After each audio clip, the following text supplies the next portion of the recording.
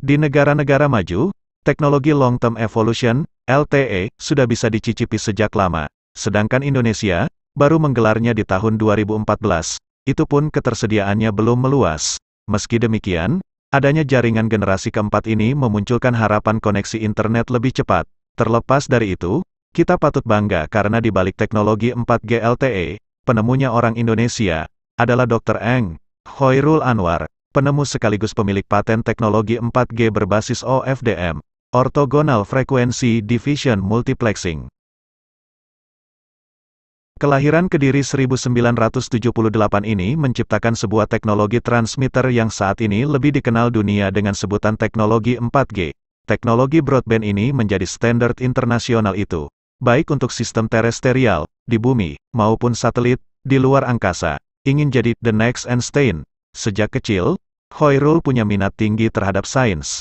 Hampir semua buku-buku sains dilahapnya. Di sela-sela waktu belajarnya, Khoirul kecil sangat suka membaca buku teori ilmuwan ternama seperti Albert Einstein dan Michael Faraday. Bahan bacaan yang terbilang berat bagi anak sesusianya. Putra pasangan suami istri Sujiarto dan Siti Patmi ini bermimpi tinggi ingin menjadi the next Einstein dan Faraday yang bisa menciptakan teori baru. Cita-cita luhurnya nyaris gagal karena terbentur sulitnya keadaan. Pada 1990, ayah Khoirul meninggal dunia ketika dirinya baru lulus sekolah dasar. Namun tekadnya justru semakin kuat untuk sekolah setinggi-tingginya. Saat bersekolah di SMA N2 Kediri, Khoirul berusaha keras menghemat pengeluaran agar ibunya tak terbebani.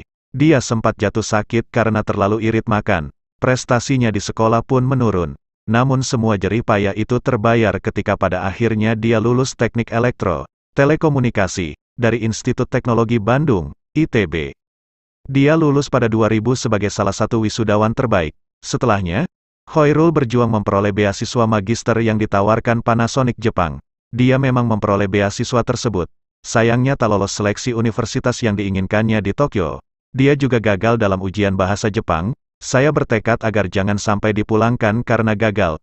Jadi saya memutuskan pindah universitas lain di Jepang, di NAIST, kata Khoirul saat berbagi cerita mengenai riwayat karirnya sebagai ilmuwan di acara Detikainet, Desember tahun 2014 lalu. Lagi-lagi, kerja kerasnya memperlihatkan hasil. Dia merampungkannya di NAIST, Nara Institute of Science and Technology NAIST, pada 2005 dan S3-nya di kampus yang sama di 2008. Orang gila, yang terinspirasi Dragon Ball mungkin sudah nasib para ilmuwan. Ketika mereka mengemukakan teorinya, seringkali dianggap gila. Ini juga yang dialami Khoirul. Sejumlah pakar teknologi menganggapnya keblinger saat dia menjelaskan teorinya pada 2005 di Hokkaido, Jepang. Saat saya jelaskan, orang mengira saya gila. Teknologinya pada saat itu belum sampai situ. Kenang Khoirul seraya tertawa. Namun pria yang sudah tinggal di Jepang lebih dari 12 tahun ini mengaku cuek dan tidak menyerah membuktikan teorinya. Yang menarik, penemuan teknologi 4G dikatakannya terilhami oleh serial kartun Dragon Ball. Ya, sang profesor tak selamanya serius berkutat dengan buku dan penelitian. Diam-diam dia penggemar kartun dengan jagoan bernama Goku tersebut. Ketika Goku menggunakan kekuatan alam yang digabungkan menjadi bola api Genki Dama, sehingga menghasilkan tenaga yang luar biasa. Itu saya terapkan dalam formula matematika. Dalam teknologi 4G, menarik energi di sekitarnya. Papar suami dari Yayu Indriani, ingin pulang ke Indonesia. Kini internet berkecepatan tinggi bisa dirasakan banyak orang. Meski mungkin sebuah ironi, di saat Indonesia baru kedatangan 4G LTE, negara lain banyak yang sudah merasakan manfaatnya sejak beberapa tahun lalu. Padahal penemu teknologinya justru putra Indonesia, yang membuat iri. Di Jepang misalnya, negeri tempat Khoirul menimba ilmu dan mempresentasikan 4G LTE pertama kali, sudah punya jaringan seluler super cepat yang bisa dinikmati bahkan di daerah pegunungan. Jaringan 2G tidak lagi digunakan pada 2012, yakni ketika 99% total pengguna layanan telekomunikasi bermigrasi 3G dan 4G. Area coverage LTE di sana bahkan diperluas hingga ke daerah pegunungan.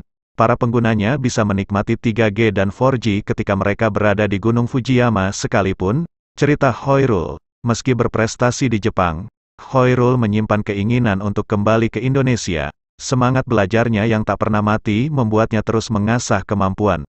Sosok cemerlang ini ingin pulang ke Indonesia ketika sudah menjadi salah satu tokoh terkemuka di bidang telekomunikasi. Maybach.